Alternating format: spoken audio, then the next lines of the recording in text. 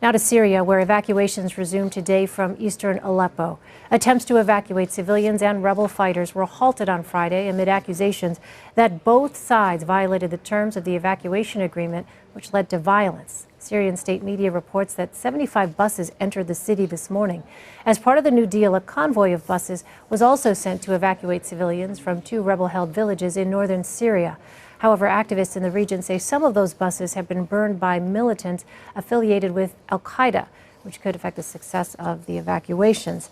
Joining me now from London to discuss these recent developments is CBS News foreign correspondent Jonathan Vigliotti. So, Jonathan, what can you tell us about the evacuation efforts? Yeah, Elaine, it's been a slow start to the new ceasefire deal, to say the least. It was announced yesterday, and only today, 24 hours later, did evacuations start to take place, according to Syrian state TV.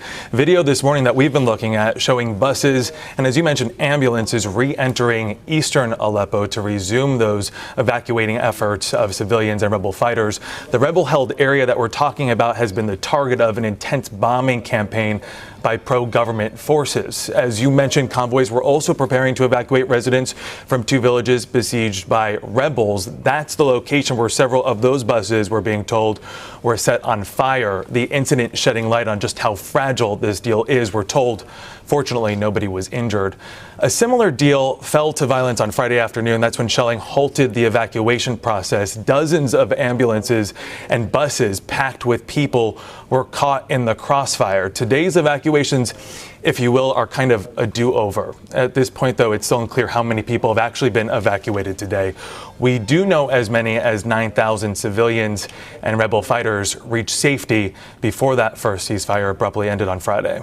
Well, Jonathan, this morning the UN Security Council met behind closed doors to discuss a resolution aimed at ensuring that UN officials can monitor the Aleppo evacuations. Russia has since announced it plans to veto that resolution. Why would the Russians veto those efforts? Yeah, you know, they are very much pro-Assad at this point, and they're not getting into too much detail, actually, on why they would go into this and actually veto access to eastern Aleppo.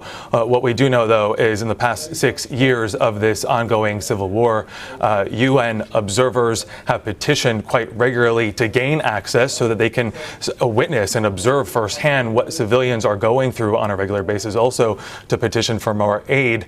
And over the course of 6 years later, of course, today, as you mentioning, Russia again vetoing any effort to gain access inside eastern Aleppo and those areas very much hardest hit during this ongoing war. Well, Jonathan, after 6 years of fighting, as you noted, Bashar al-Assad's government now controls the country's 5 largest cities and its Mediterranean coast. Can you just describe for us once more what life has been like for these civilians who have been caught amidst the fighting? I mean, you can only imagine the video that we see coming out of eastern Aleppo, especially now, especially these past few days. You have to consider just how cold it is there right now. Temperatures plunging below freezing, and where they're living in areas that are really skeletal remains of a city that once existed that no longer does. So you can imagine not a lot of food, very cold, a lot of people very much injured. The ceasefire deal certainly a turning point in the war because it allows some of these civilians a way out. But even if the war were to end tomorrow, Elaine, it's going to take generations to fix Syria. 500,000 people have been killed.